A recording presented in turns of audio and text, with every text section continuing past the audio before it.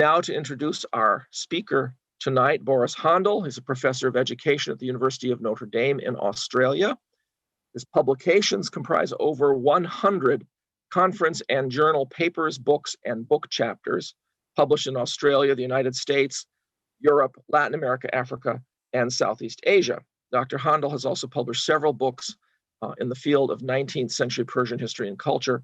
And one of the most recent ones, of course, is this one he's published recently on Varqa and Rúḥu'lláh.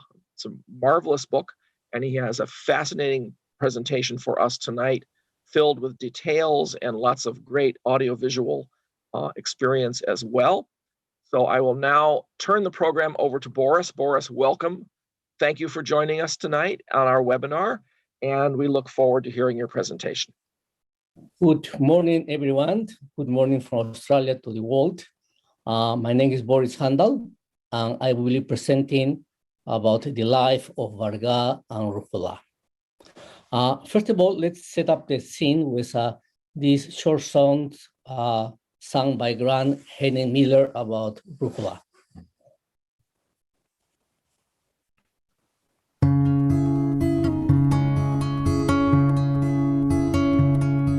The day you were born, the birds sang their best. A white lily bloomed as you took your first breath. And over your neck, when you opened your eyes, the sun placed a ring, a bracelet of light. Ahead, there's a circle of fire. Ahead, there's a collar of ruby diamonds.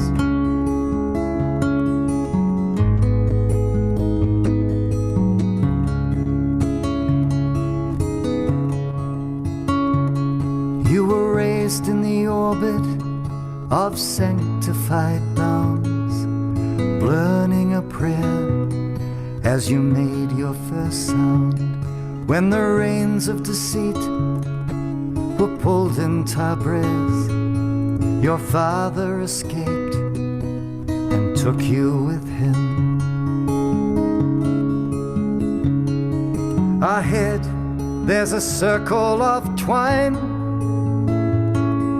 Ahead, there's a collar of ruby diamonds.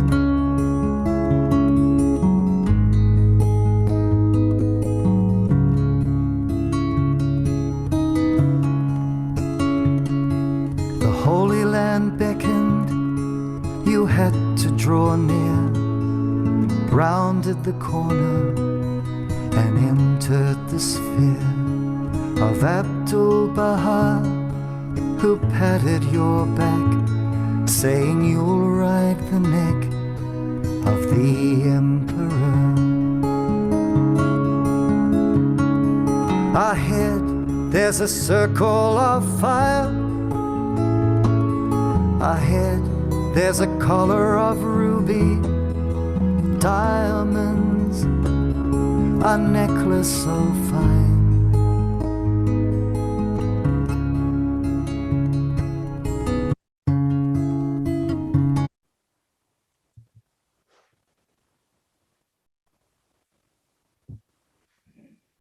This is the extraordinary story of a father and a son that arose in the 19th century to spread the faith of Bahá'u'lláh throughout Iran with indomitable strength and resilience. Varga, the father, a physician and a talented poet, and his gifted adolescent, Rúḥu'lláh, both of penetrating spiritual insight, took the new teachings with zeal and courage to a generation blind in the most dire fanaticism. Operating in the midst of a country sunk into corruption and bigotry, Varga and Rúḥu'lláh were able to teach the rich and the poor, the prince and the commoner, the scholar and the illiterate, the believer and the laic, in freedom or imprisoned, until the tragic days in 1896.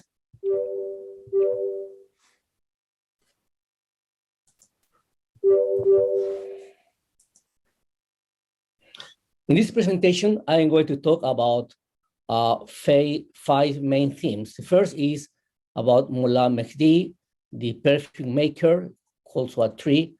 Then about how Varga and Rúḥu'lláh taught the Baha'i faith, the city pilgrimage of Varga to the Holy Land, the poetry of Varga and Rúḥu'lláh, Varga and Rúḥu'lláh's martyrdom. The first question is, who was Varga? He was a man of many talents. He was a physician, a religious scholar, and a poet, as well as a devout servant of the cause of Baha'u'lláh, and endowed with great eloquence. He was an avid Baha'i travel teacher and a gifted speaker and a prominent public figure in the early Baha'i community of Persia, now called Iran. What did Baha'u'lláh state about Varga? What did he say about Varga? In his tablets to Varga, Baha'u'lláh wrote, "Glad is thy blessedness for having drawn night, for having drunk thy fill, and for having been caused to attain. Verily, thy Lord is the resplendent expounder. Verily, we witness the fire that hath encompassed thee in thy love for thy Lord. We see it flaring up and hear the cracking of its flames. Verily, we have sent the sweet scent of thy love and have witnessed thy sincerity and thy humility, as thy heart was occupied with the mention of me and my tongue with my wondrous praise." Baha'u'lláh conferred upon him the title of Varga, which means in Arabic, dove, or can also be translated as a nightingale. Interestingly, in old times, the word Varga was the name for male pigeons that were trained to carry messages from one city to another. Varga is also a title that Baha'u'lláh used for himself. So in his writings, Baha'u'lláh refers to himself as the dove of eternity, the mystic dove, the dove of truth, the celestial dove, the dove of servitude, the dove of divine revelation, heavenly dove, dove of heaven, dove of holiness, and dove of thy oneness that sit on the branches of paradise. So if Baha'u'lláh referred to Varga in those highly terms, what did Abdu'l-Bahá say about Varga? Abdu'l-Bahá referred to him as a revered martyr. "The illustrious Varga, may my soul be sacrificed for his sake." And he posthumously designated him as one of the forehand of the cause. He also said that for his youth time, rather from his childhood, Varga became a Baha'i, and that he was accepted at the holy threshold, that he was the essence of the love of God, an incomparable person, a jewel of kindness. He was perfect in eloquence. His speech was convincing. His arguments were evident, highly knowledgeable of religious matters. No one could withstand him. And therefore, Chogh Effendi referred him as the renowned teacher and poet. And in 1930, he designated Varga as one of the 19 apostles of Baha'u'lláh, who are also designated as pillars of the faith. Varga used to be a traveler that used to visit many small villages and cities around Iran. That's why the family has to move with him from place to place.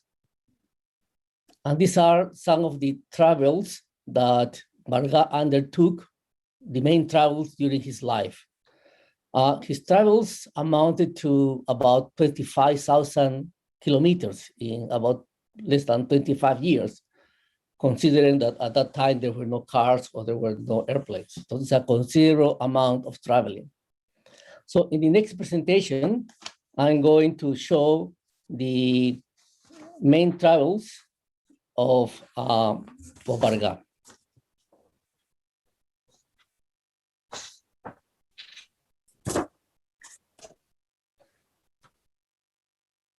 The first member of the Varga family that accepted the faith of the Bab in 1855 happened in the city of Yas. His name was Mullah Mehdi. In 1873, the family was expelled from Yas and had to emigrate to Tabriz at the northwest. In Tabriz, Varga married in Tabriz. After a few years, Varga, his father and brother, traveled to the Holy Land. That was Varga's first pilgrimage. The father died on the journey, and later Varga and his brother alone returned to Tabriz. From Tabriz, he made innumerable trips to villages in the interior of the country. In 1883, he traveled to Yazd, his native city, but he was imprisoned there for almost 1 year. From the prison of Yazd, Varga was transferred to the prison of Esfahan, 370 kilometers away. Once free, Varga returned to Tabriz to join the family. Again, in 1890, Varga and his 2 children, including Rúḥu'lláh and his father-in-law, traveled to the Holy Land. This is Varga's second pilgrimage. They stayed 7 months in the presence of Baha'u'lláh in the Holy Land. Subsequently, Varga returned to Tabriz. However, at one point of time, he had to flee the city because of threat to his life. He left the city in the company of Rúḥu'lláh and another of his sons and went to the city of Zanjan. So Varga went from Tabriz to Zanjan, 300 kilometers south. This was about 1892. From Zanjan in 1893, again with his 2 boys, Varga traveled to the Holy Land. At that time, Baha'u'lláh had already passed away. About 1894, the Vargas returned to Zanjan. When they were leaving, Varga continued with his teaching travels to the neighboring villages and cities. Finally, in 1896, Varga and Rúḥu'lláh were arrested and sent to the prison of Tehran when they were martyred.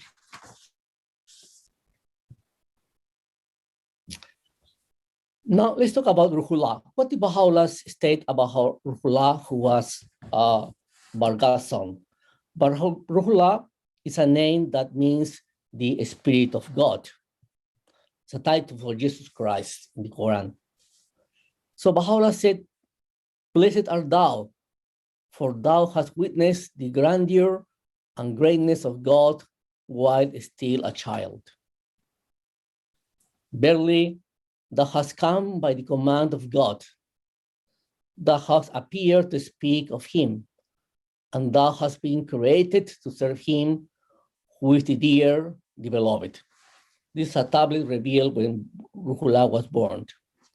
O thou Rúḥu'lláh, verily the greatest spirit has inclined toward thee from the prison, and is mentioning thee with such a station that its fragrance will continue as long as my kingdom and my grandeur endure. And what did Abdu'l-Bahá say about Rúḥu'lláh? He said that he was full of the love of God, and with such spiritual gladness and happiness, he sacrificed his life in the path of the beloved and attained the rank of martyrdom.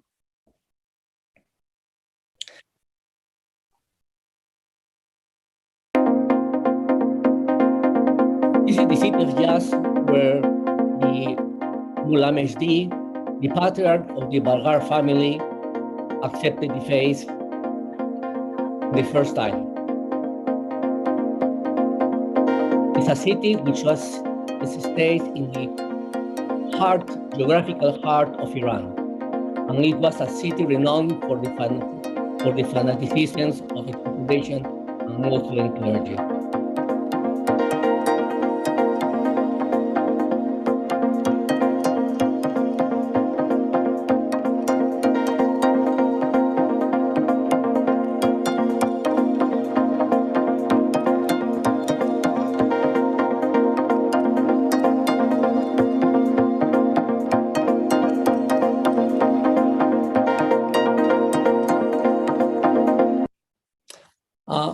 From Mullah Mehdi's marriage.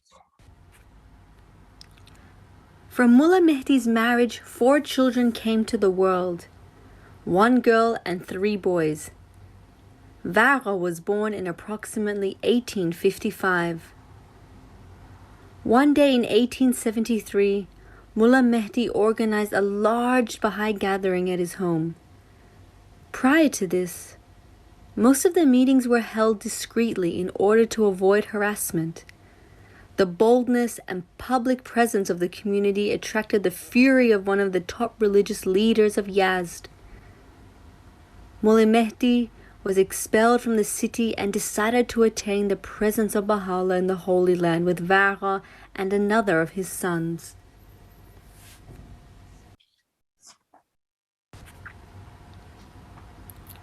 Varqa's wedding. Abdullah Nuri, a believer, welcomed any Baha'i that traveled through the city of Tabriz.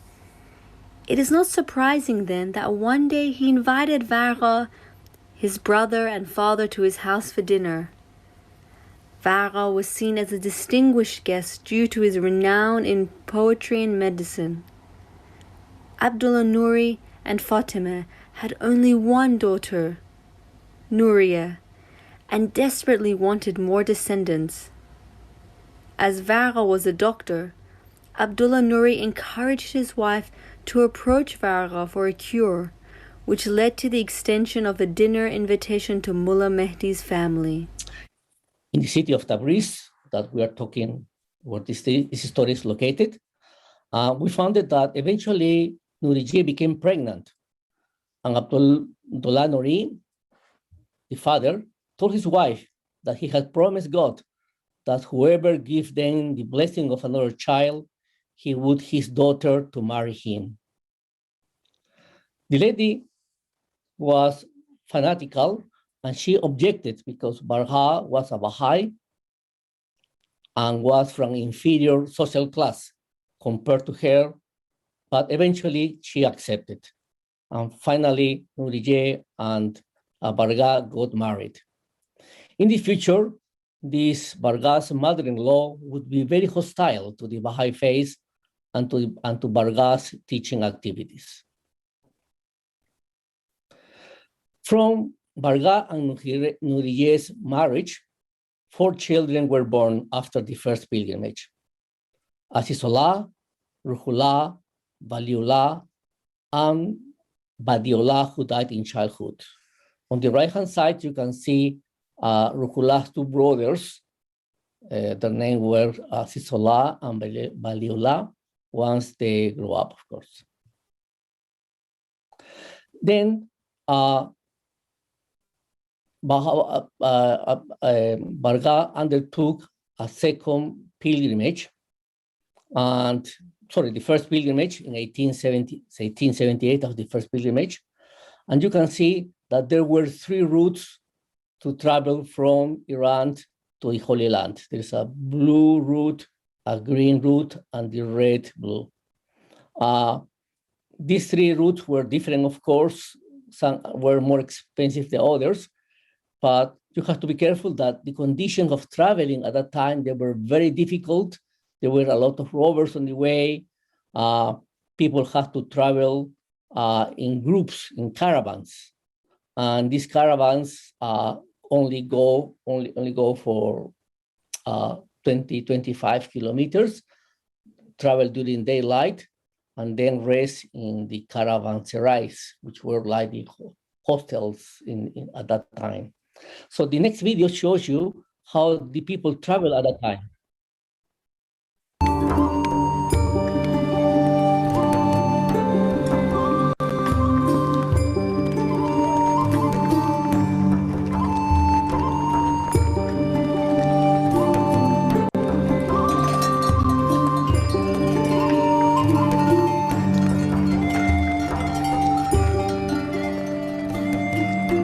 the journeys were very tiring. As I said, it happens during daylight, and they have to travel only for 20-25 kilometers, rest in a caravanserai, and then move forward. And that's how Varga traveled, especially when he made long trips. So in this first pilgrimage in 1878, Baha'u'lláh, Varga attained the prison of Baha'u'lláh in Akka, the most great prison. The father, Mullah Mehdi, who was with Varga and his other son, he couldn't make it to Akka. So he passed away just about 6 kilometers before reaching the house of Baha'u'lláh. He was very sick. He lacked proper shoes for the journey, as Abdu'l-Bahá has written. His feet were bruised and torn, his sickness worse. He couldn't hardly move. But still he went on, and when he reached the village of Martyrdom, he passed away. And you can see his grave on the left-hand side of the screen. It was built by Abdu'l-Bahá, and Baha'u'lláh, each time he passed through Martyrdom, he visited his grave and prayed at his grave. So therefore, the pilgrimage continued with Baha'u'lláh, with Varga and his brother.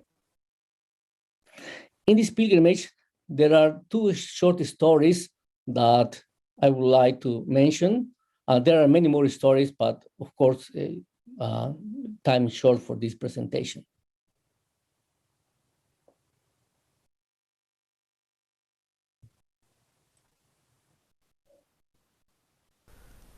Arriving in the Holy Land, Varqa had to confront his own emotions as he contemplated the figure of Baha'u'lláh for the first time. When he was a child, he had had a dream of playing in the garden with dolls, when suddenly God himself turned up, collected all the dolls, and threw them into fire. The next day, Varqa told his parents about the dream. They reprimanded him for his vain imaginings, as God cannot be seen. He was told not to share his strange dream with anyone else. On pilgrimage, he unexpectedly had the sense that he had seen Baha'u'llah's face somewhere, sometime. Then, in the course of one meeting, Baha'u'lláh commanded him to burn away the idols of vain imaginings. Suddenly, he realized that the face of God in his childhood dream was the same as Baha'u'llah's face. The meaning of his dream about burning the dolls thus became apparent. And this is the second story.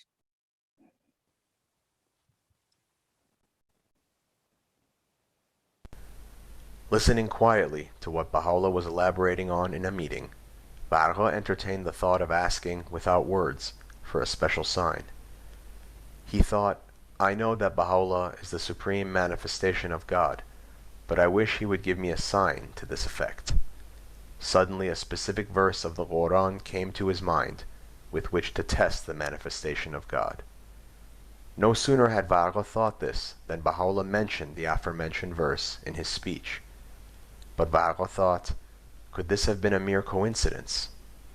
Suddenly Baha'u'lláh turned towards Varqa and exclaimed, wasn't this sufficient proof for you? So Varga and his brother returned to Tabriz, to Persia, where he became very active as well, and again, teaching in the villages and neighborhood cities. Also, he was invited by the crown prince. You can see the crown prince on the right-hand side of the screen, the crown prince of Iran, who was very interested in philosophical, religious, and literary matters. And therefore, he was very appreciative of Varga's poems and wisdom. And there were very often debates with the Muslim clergy about the truth of the faith of Baha'u'lláh, but Varga was also brilliant in those conversations. When he was in Tabriz, he went to visit his sister in Just and also for travel teaching, but he got imprisoned there.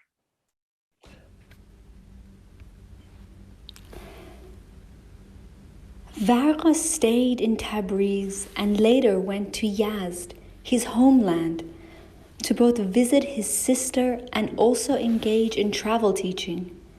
However, Varqa became imprisoned for 1 year and subsequently was transferred to the prison of Esfahan. At this prison, Esfandiar, an imprisoned nobleman, befriended Varqa. He was the son of a chieftain of the powerful Bakhtiyari tribe. Varqa shared with him poems that he and others had written to Esfandiar. This poetry had a profound effect on Esfandiar, who became enchanted by Varqa's talent. Esfandiar asked Varqa about his religious beliefs. A series of conversations ensued, leading Esfandiar to become a Baha'i in the prison. So after that, Varga returned to his family when he was released in Tabriz, undertook his second pilgrimage, whereas we already saw the first pilgrimage in 1878. That was the second pilgrimage about 1890, 1891. And this time he visited Baha'u'lláh along with his two children as well, Rúḥu'lláh and Azizullah, and his father-in-law, which was Rúḥu'llah's grandfather. His name was Abdullah Nuri, and they stayed there for 7 months. Let's mention this story about Baha'u'lláh and Varga when Baha'u'lláh talked to him about the station of Abdu'l-Bahá. I wish to speak with you alone tonight. There is something in the existence that in most of the tablets we have named the greatest ether. When anyone is endowed with that ether, all his deeds and words will be effective in the world. Then Baha'u'lláh rose and walked a few steps, and he continued, even this walking of the manifestation is effective. Again sitting down, he said, Christ declared his mission. The Jews crucified him, and they thought what they had done was a very unimportant matter, and Christ was buried. But as Christ was endowed with that ether did not stay under the ground. It came up and did its great work in the world. Then Baha'u'lláh turned to Varqa and said, See Abdu'l-Bahá, the master, what a wonderful effect his deeds and words have in the world. See how kind and patiently he endures every difficulty. Varqa felt that Baha'u'lláh really was showing him the station of Abdu'l-Bahá, that he would be the successor spoken of as the greatest branch. There is a second story when Varga once asked Baha'u'lláh. Apparently he likes questioning Baha'u'lláh.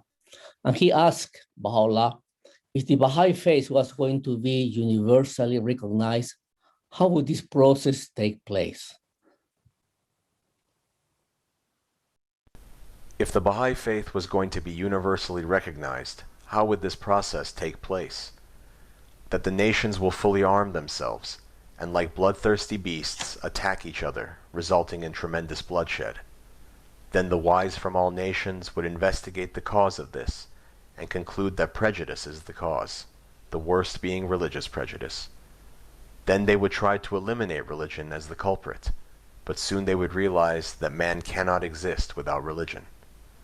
Then they would study the teachings of all religions to see which one addresses the requirements of the age. That is the time that the faith would become universal. So, after the second pilgrimage, Varga returned to Tabriz, and it happened that at that time, his mother-in-law became very, very aggressive and opposed to the activities of the Bahá'ís. The situation became unbearable for Varga when he learned that his mother-in-law actually was trying to kill him. So frustrated, the mother-in-law, frustrated by not getting a death sentence for his son-in-law, she decided to eliminate Varga by her own means, hiring a killer. The very night that he knew about it, Varga decided to flee to Zanjan, to another city, taking his two older children, Azizullah and Rúḥu'lláh. He threw his Baha'i books out of the window to pick them up once outside the house and went to stay in another house. The Zanjan Baha'i community, which had suffered a massacre 4 decades previously, was resurging, and Varga made a valuable contribution to its progress. The Vargas were received with open arms by the local believers and settled into their new Baha'i community well. From Zanjan, Varga undertook his 3rd pilgrimage to the Holy Land to see Abdu'l-Bahá.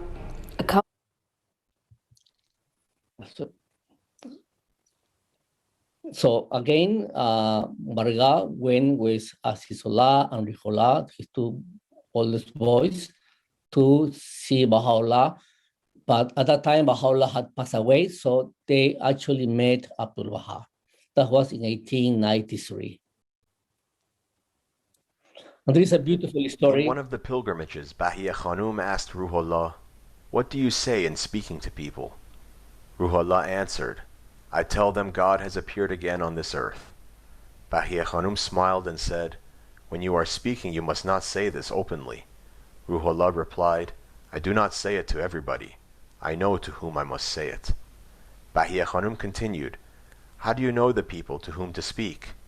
Rúḥu'lláh said, "I know people from their eyes. When I see their eyes, I know." In fun, Bahia Khanum said, "Rúḥu'lláh, look into my eyes and see if you could speak to me." Naively, he searched her eyes and told, "No, I cannot speak to you, because you know everything." 2 young men sitting and doing their writing lessons in the other part of the room began to laugh over the conversation. Bahia Khanum said, "Look into their eyes and see whether you could speak with them and convince them." Rúḥu'lláh looked at them long and carefully and then answered, "It is very difficult, and it is of no use to try to convince them." And we know that these two people that were later became covenant breakers. Rúḥu'lláh was also referred by Baha'u'lláh and Abdu'l-Bahá as a muballigh, which means a religious instructor, a person of great religious knowledge.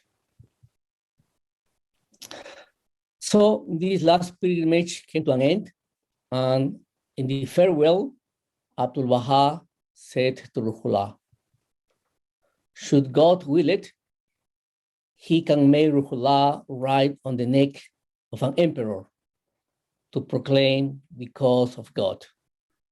And Rúḥu'lláh was also always proud and mentioned this incident later on.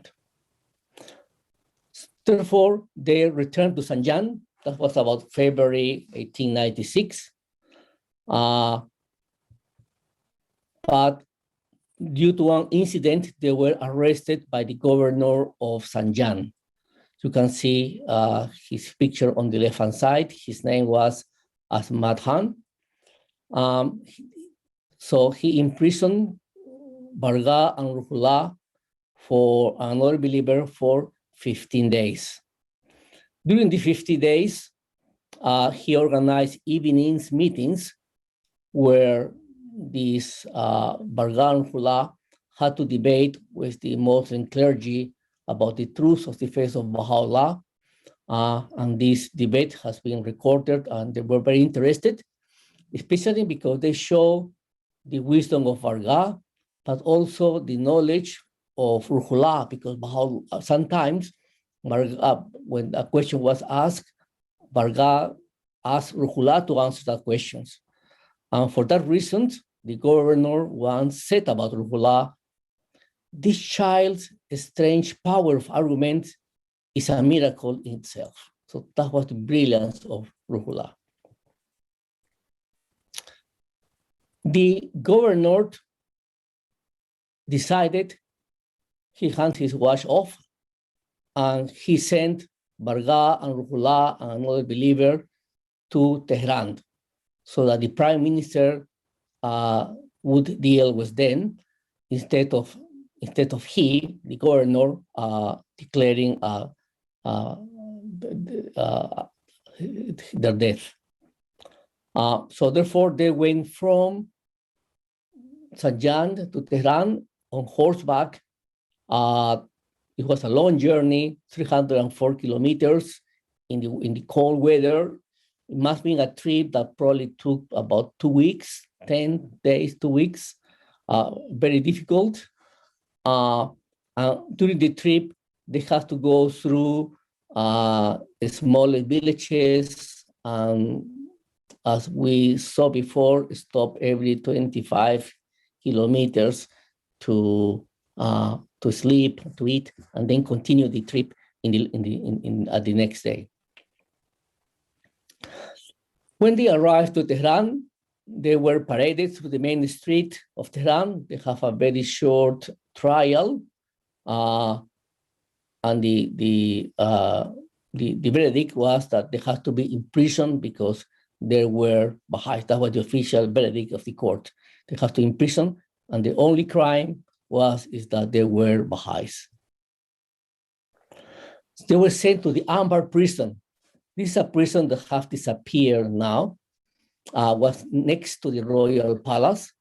On the top right-hand side, you can see the entrance, the square leading to the entrance to the prison.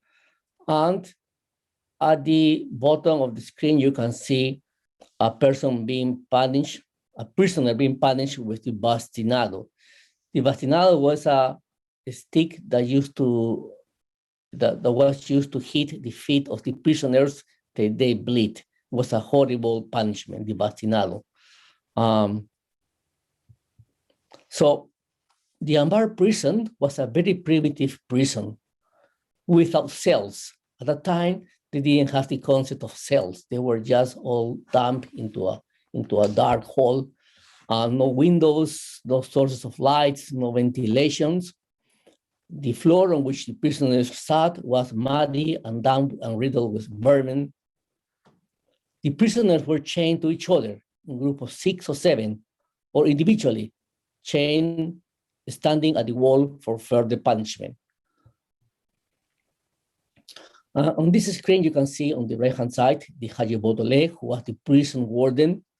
And at the right-hand side, you can see how prisoners were locked in a Persian, 19th century Persian prisons. Again, they didn't have the concept of cells. So the prisoners were lying on the floor so that the prison guards could easily check on them. On top of the middle beam, there were the rings were installed, an iron rod was placed so that the prisoners' legs go locked. Although the prisoners' legs were locked into those stocks as a precaution, the prisoners' heads were also locked with the chains against the wall spikes, so they couldn't move actually. And if someone, for example, wants to go to the toilet, it was a very painful process because the others two have to be unchained. And this is the photo that was taken in the prison. That was the official photograph of the 4 Baha'is that stay in this prison. And this photo was retrieved by a Baha'i who many years later worked at the government, and he found this in the government archive, and with the inscription that they were sentenced for being Baha'is. That was their crime, being Baha'is. So when they were in prison about 2-3 weeks later, the Shah of Iran, Nasruddin Shah, was assassinated by an Islamic revolutionary. That was on Friday, the 1st of May, 1896. The Shah was about to celebrate the 50th year anniversary of his ascension to the throne. Nasruddin Shah means, in Arabic, the defender of the faith, but Baha'u'lláh referred to him as the prince of oppressors, because the great harm he had committed against the Baha'i faith. He's the one who ordered the execution of the Bab, the Martyrdom of the Bab, and Baha'u'llah's exiles. Baha'u'lláh also said that the Shah will soon be an object lesson for the world. So that day happens midday of the 1st of May, 1896. The Shah was assassinated in about that time, midday, in a place 10 kilometers away from the royal palace. And the news of his, when the news were shared with people, many people said, blame the Bahá'ís, out of prejudice, of course. And therefore, it happened next, the Martyrdom of Varga. That happens the same day, the same afternoon, a few hours later, when the prison warden rushed into the prison and blamed the Varga for the Bahá'ís for the assassination of the Shah. Of course, Varga didn't know anything about it because he was totally isolated in prison. So let's talk about, first of all, the Martyrdom of Varga, and then about the Martyrdom of Rúḥu'lláh.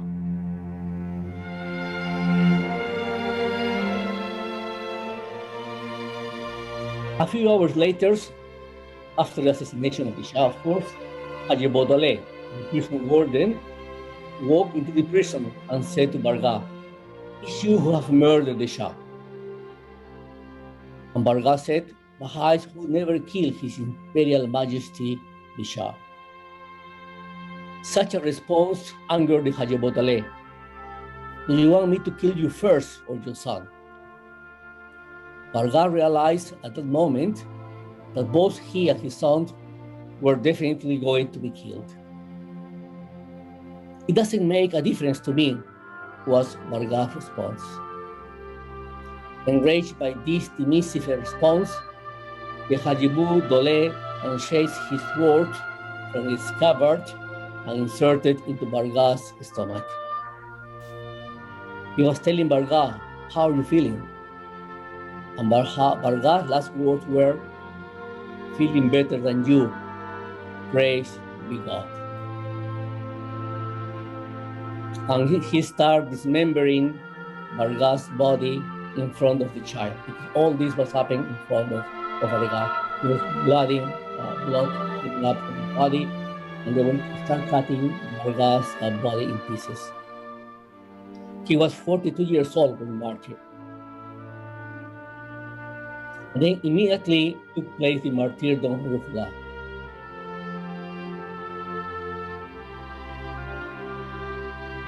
Haji Baudelaire ordered Rúḥu'lláh to curse Baha'u'lláh. The child, who has been to pilgrimage twice to see Baha'u'lláh, he said, "No, I will never curse him. I will go with my father. I have seen Baha'u'lláh. I could never curse him." Remember, he was 12 years old at the time. And the child was crying. And Haji Baudelaire said, "Don't weep. I will shake you with myself. We'll get you allowance. I'll obtain a post for you from the king." Rúḥu'lláh said, "I don't want your allowance or the post. I wish to join my father." Threatening the child with death, Haji Baudelaire said, "If you refuse tonight, we will kill you worse than your father." But the child was defiant. "You may kill me 1,000 times worse. Is my life of more value than my father's? To die for Baha'u'lláh is my supreme desire. I want to join my father. I want to be with him." Defeated by the child, Haji Baudelaire determined to execute Varga. One obstacle remains restrain him. According to Islam, the spilling of children's blood is not allowed.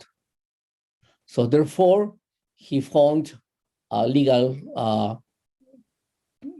trick, said, where he decided to strangulate the child. If blood cannot be spilled, then strangulation is possible. So he ordered a bastinado and put the child's head into the pole.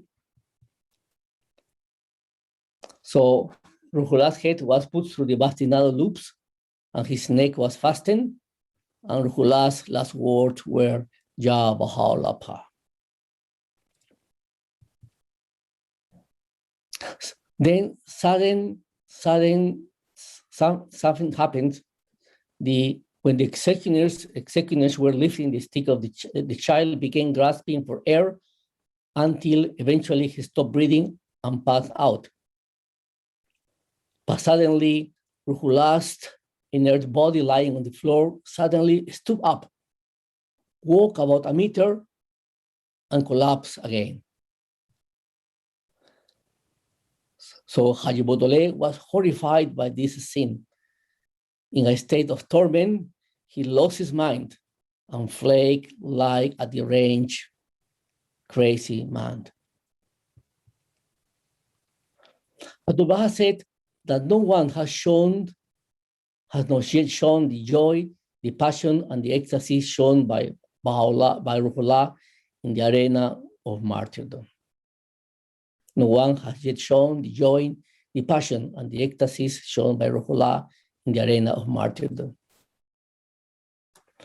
The bodies were buried secretly, but later the family retrieved the remains that were cut in half and built this beautiful shrine in the outskirts of Tehran.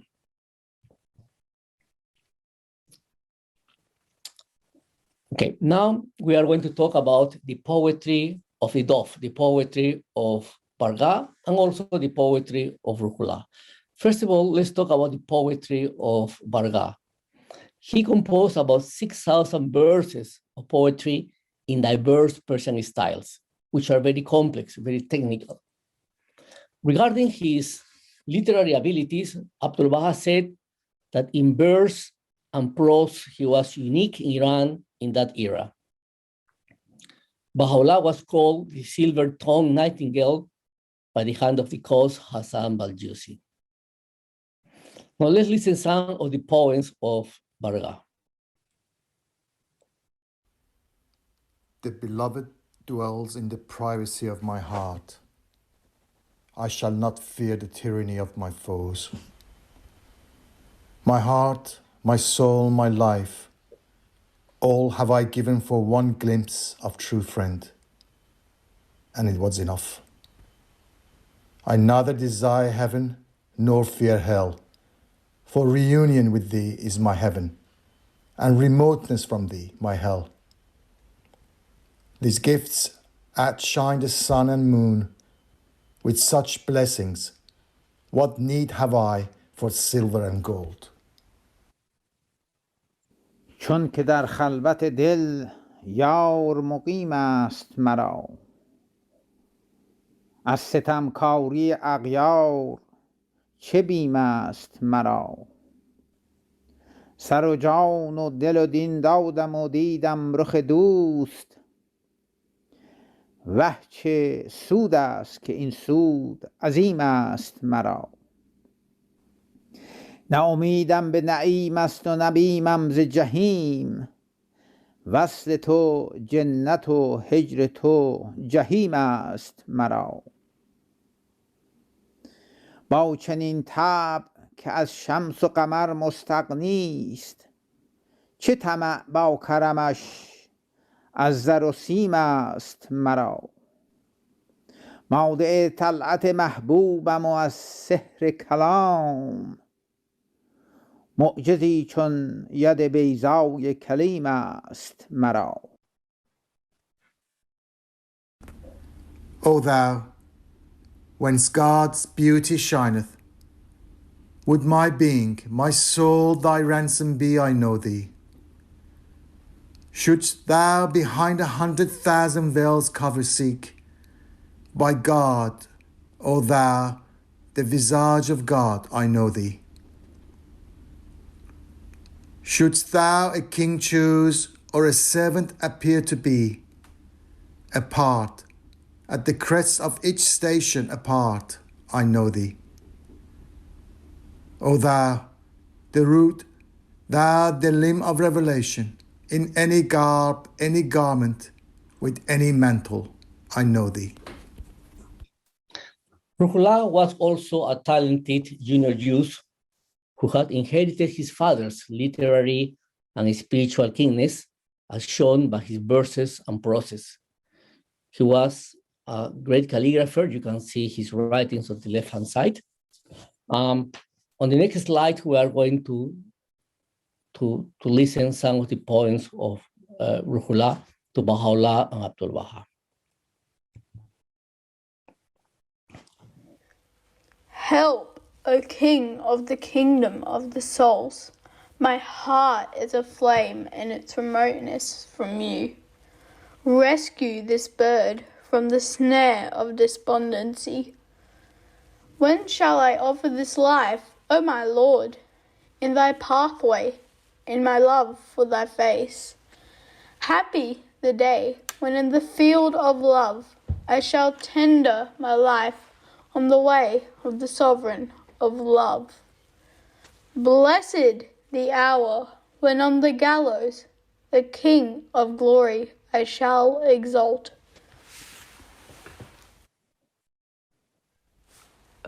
O most great branch of the tree of the cause, O twig sprouted from the ancient essence, thou art the spring of God's inspiration. Thou illuminest the eyes of the people of Baha. Bestow a drop of kindness on this puny bird, restless and impatient in its remoteness from thee. In this day, O King of the kingdom of the heart, my breast burneth in its separation from thee. So it comes to an end, the presentation of the book. You can get the book directly from Amazon in e-version or in paperback. It's 346 pages and contains 54 special illustrations. The book also contains the biography of two hands of the cause Varga. First of all, Mr. Waliullah Varga, who was the son of Varga, and then of Dr. Ali Muhammad Varga, who was the grandson of Varga. I finished this presentation with this quote from Rúḥu'lláh Varga. Oh friends, now is the time, now indeed it's the time of service, the time for acquiring divine bounty, the time of victory. Thank you very much, the Wilmette Institute and all the people who helped with their voices. I think now we can open the floor for comments and questions time. Thank you. Thank you, Boris. This was really, it was so fascinating. And you do such a good job of putting this presentation together, the details, the audio visual, the background sounds, the music, the extra voices. Really, it really is fantastic. And I thank you again for this fascinating presentation. One thing, I think you made this clear, but the first hand of the cause of God, Varqa, well, the second hand of the cause of God, Varqa, was what Waliullah Varqa, who was the son of, was Rúḥu'llah's brother. That's right, correct. That's what I wanted to say, yeah. Right. So Rúḥu'llah's brother became the second hand of the cause of Varqa, and then his son became the third hand of the cause of God, Varqa, who's the one who just passed away. Yeah, in 2007. Yeah. What was it? 2007. 2007. Yeah. So that he was the last or the second to the last. I guess Mr. Furitan was last, or was he was the last hand of the cause. Yeah, Mr. Varqa. So it's amazing to think that we're talking about that Rúḥu'lláh was his uncle then. Right. Correct. Yeah, after all of this time, it's very hard to imagine that Rúḥu'llah's uncle was alive into the 21st century, but it's really quite amazing. And Correct. but then the martyrdom was what, 1896. Kay says, wonderful. I learned a lot of details that I didn't know. Thank you very much. And that's a very nice comment. Lal Fernando asks for you to post the link, the YouTube link for the song that you played. So I hope we can do that at some point. Perhaps. I think the Wilmette Institute is going to upload the PDF. Is it the Yes. presentation? Yeah. Yes. So Yes. the YouTube link is there. Okay, that's good. That's good. What I had never known before, I didn't realize that the martyrdom really was caused by the assassination of the Shah. I had never made that, I hadn't realized that before. So that was very interesting for me. Yeah. And you said the martyrdom occurred the same day? The same day, same afternoon, probably 3-4 hours later. Because the king died in this shrine outside the city of Tehran, 10 kilometers away from the prison. He was shot, but at that moment, the government, the prime minister, decided not to announce the death to the country, because the crown prince was living in Tabriz, and there were the other sons of the Shah wanted to take the throne. Mm-hmm. So he made this type of movement. So he brought the body of the Shah in the carriage to the royal palace, but put the Shah was dead, of course. He put his arm outside, the Shah's arms outside the carriage, to show people that the Shah was still alive. And he ordered that no one should tell that the king was dead. He only said that the king was sick. Of course, the announcement came the following day, but in the court, everyone knew that the king was dead, of course, and it was a news that no one can keep it. The king is dead. So this man, the warden, he actually wanted money from Varga. He wanted to get money. It was extortion. Extort Varga money, a bribe for him to be released. Mm-hmm. First of all, Varga, of course, refused. And that's why because at that time, the sentences didn't have an end. So they were sent to prison because they were Bahá'ís. Mm-hmm. And the end of the sentence was when the system was so corrupt that the prisoner have to pay a bribery to be released from prison. So Varqa and Rúḥu'lláh were indefinitely in prison. And each time the prison warden, who was also the chamberlain he was a minister of the court, was asking money from Varga, and Varga, of course, refused. So he was very upset with Varga. And when the news broke that the Shah had died, he just went to kill Varga.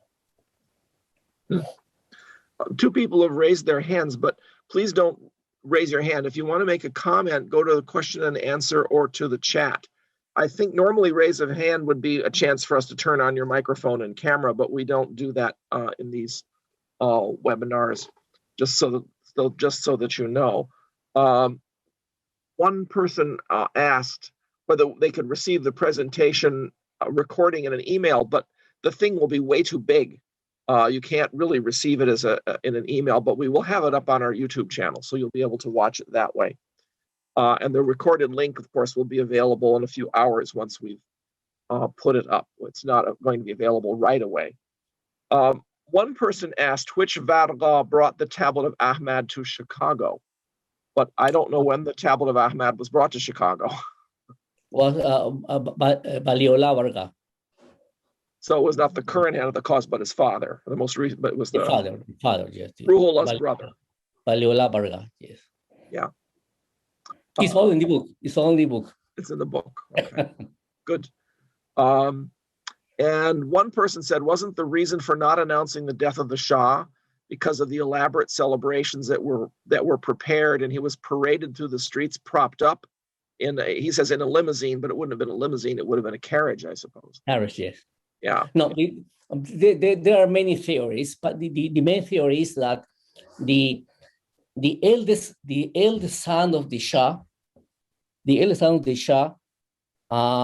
he wanted to take the throne. He wanted to be the successor, but he couldn't because his mother was not from the royal family.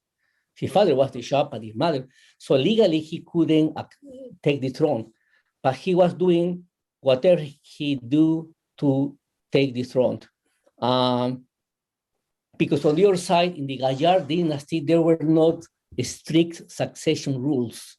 It's not like the current monarchies that have a strict protocol who is going to succeed. Actually, Nasiruddin Shah was not the eldest son of Muhammad Shah.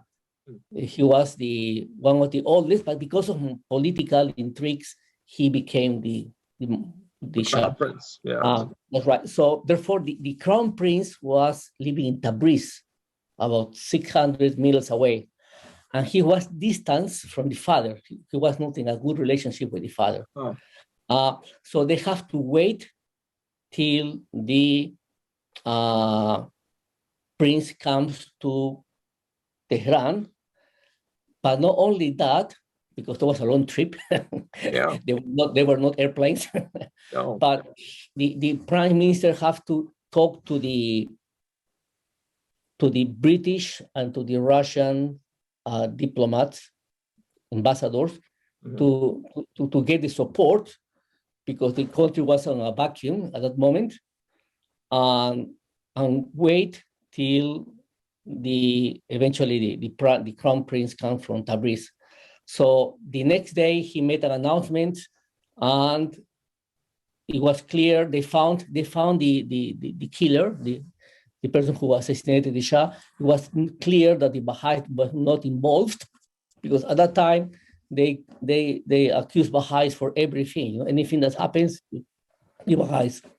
But then the prime minister was very upset with what this warden did, and because Varga and Rúḥu'lláh were in a way prisoners of the state. They were not common prisoners. They were prisoners of the prime minister. The prime minister had asked them to brought to here, to Tehran. So in a way, they have a special layer of, you call it, protection. But this warden prison took a decision without consulting. And that's why he was reprimanded. Yeah, because I remember Mujan Momen in his book about the history of the Baha'i faith in Iran and the northern half of Iran talks about how the Baha'i women in Tehran, whenever someone was brought to Tehran, a Baha'i was brought to Tehran as a prisoner, frequently the women in Tehran, the Baha'i women in Tehran would say, well, I'm his sister, so I have to help take care of him. And then if there was any trouble, they would go complain about the trouble, to the extent that they even got in trouble for complaining. But, there is another story in the book that the Baha'is of Tehran were very concerned about Rúḥu'lláh and Varga in the prison. It was a horrible prison. So one Baha'i father pretended that his son was really naughty and was not obedient, and asked the government to send his son to the prison as punishment. And this boy stayed, I think, a couple of days in the prison. But the whole thing was to find out how Rúḥu'lláh and Varga were doing in the prison. And then he was released and informed the Baha'is about Varga and Rúḥu'lláh. So there was a moment of tension in the Baha'i community of Tehran, because Varga was a very popular, not only popular, but very part of there were no administration at that time, but he was known as a public figure of the Baha'i faith by the government, and also known by the Baha'is as a respectable person who has been very often to Baha'u'llah's presence, twice to Baha'u'llah's presence, strong Baha'i knowledge. So Therefore, he was highly respected, prominent figure not only in the Baha'i community, but also for the government. Yeah. And he was not, I think you said that Abdu'l-Bahá named him a hand of the cause of God posthumously. So he wasn't one of the four hands of the cause who were actually mostly living in Tehran and kind of coordinating things. Yeah, he was known posthumously, and you can read, it's in the Memorial of the Faithful. Yes, Baha'u'lláh loved Varga and Rúḥu'lláh very much. Particularly Rúḥu'lláh, there are many instances that when Abdu'l-Bahá was telling the story of Rúḥu'lláh, he was crying. He was crying. Very attached to the child because he was a wonderful child, very intelligent and very smart. One person asked what happened to the other son, Azizullah. Azizullah, I think he died in 1934. I have to check it. He was a strong Baha'i because virtually the two children became orphans, or orphan of the father. Therefore, Abdu'l-Bahá asked hand of the cause at that time to educate Azizullah. So he was raised by hand of the cause in terms of his education. So it seems that Baha'u'lláh took over his responsibility. And the other child, Waliullah, remember that when Varga escaped from Tabriz to Zanjan, only with two children, the younger child stayed with the mother-in-law, with his grandmother. Mm-hmm. And grew up in a very fanatical environment, hating the Baha'ís. He was taught to hate the Baha'ís. Finally, he found a way to live with his uncle, who was a strong Baha'i. Little by little, he managed to appreciate the Baha'i faith and became a Baha'i. Then he was sent to Tehran, where he was educated in Tehran. And he was one of the persons who went with Abdu'l-Bahá, what he was with Abdu'l-Bahá in the visit to the West. He was actually the treasurer of Abdu'l-Bahá for some part of the trip. Abdu'l-Bahá loved him very much. He was educated in Beirut and went to accompany Abdu'l-Bahá in his trips. Which brother is this? Which child? Waliullah, the hand of the gods. Then he was appointed hand of the gods around 1950. Just remember that these two hand of the gods, Waliullah Varga, the son of Varga, and Dr. Ali Muhammad Varga, they were also trustees of the Rúḥu'lláh. Yeah. Both of them were. Yeah. I'm looking to see what else we have here. And one person says, wonderful, thank you. Thank you so much for inviting us to this inspiring presentation. So there have been several comments of this sort. And it really has been a fascinating account of these two very, very important figures. I'm trying to think what else to mention here. So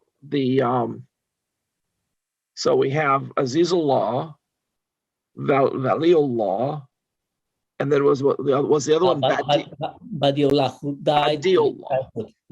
He died in childhood. In childhood, that's right. Yeah. That's right. So there's Badiullah died in childhood. There's Waliullah and Azizullah and Rúḥu'lláh. So when Rúḥu'lláh passed away, only two brothers are left. And the other brothers were older than Rúḥu'lláh? Azizullah was older. Azizullah was older, about 1 or 2 years older. And then Waliullah was younger.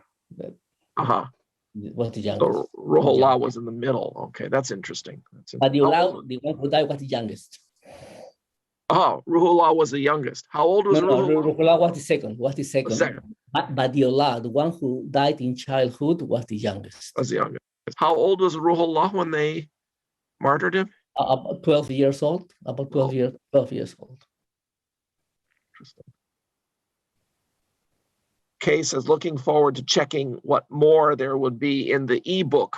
So that's good. Ebook or print books. And they Yeah. the book can be bought directly from Amazon. Yeah, I remember looking at the manuscript. You showed it to me. I was very impressed by the details and the content. And Felicity says, thank you very much, Boris. A brilliant presentation. And it really was quite nice.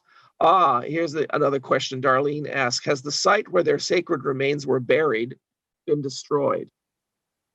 The tomb. I don't have an answer for that question. I don't know. It's a matter of more. Probably more research has to be done on that. But I don't have an answer for that. But the original burial grounds, I don't know. The shrine that you saw the picture for Varqa and Rúḥu'lláh eventually was part of the Baha'i, became part of the Baha'i cemetery. Yeah. And the remains have to be transferred to the main Baha'i cemetery. But we know that this Baha'i cemetery, which was the old Baha'i cemetery, eventually was not destroyed, but in times of the Pahlavi, they needed to broaden the city because it was in the heart of the city. So the Baha'is were given a bigger piece of land, and all the remains of the Baha'is were transferred to the main The new cemetery. I don't know exactly about where the remains of Varqa and Rúḥu'lláh are at this point. Yeah. Sorry, I couldn't say. Yeah.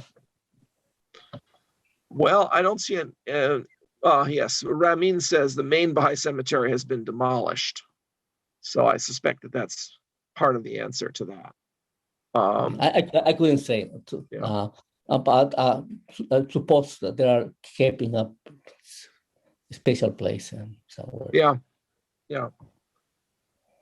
Well, thank you again very much for this fascinating presentation. And I think this is one that people will remember for a long time. So we're very grateful for your presentation tonight. And I hope you have a good day in Australia. Will, it's 11 o'clock in the morning. Yeah. And a little after 9 o'clock here in the Eastern time zone of the eastern part of the United States. So thank you again, Boris, and we look forward to some other presentation in another year or two, perhaps from you. And a reminder again to everybody that in about 2 weeks, we'll have a presentation on the importance of Iranian Americans to developing race relations in the United States, a presentation in the Persian language. So based on all of that, I want to thank everyone tonight for participating, for coming and hearing this talk. I should probably remind North American Baha'is that the Association for Baha'i Studies Conference starts on the 23rd, which is about a week away, and that you can pay any amount you want to register for it. And most of the talks have already been recorded, so you can then watch them at your leisure. And then at a certain time when there's a live discussion, you can then join the speaker for a discussion of his presentation or her presentation. So thank you, everyone, and good night. And we hope to see you again soon. Bye-bye.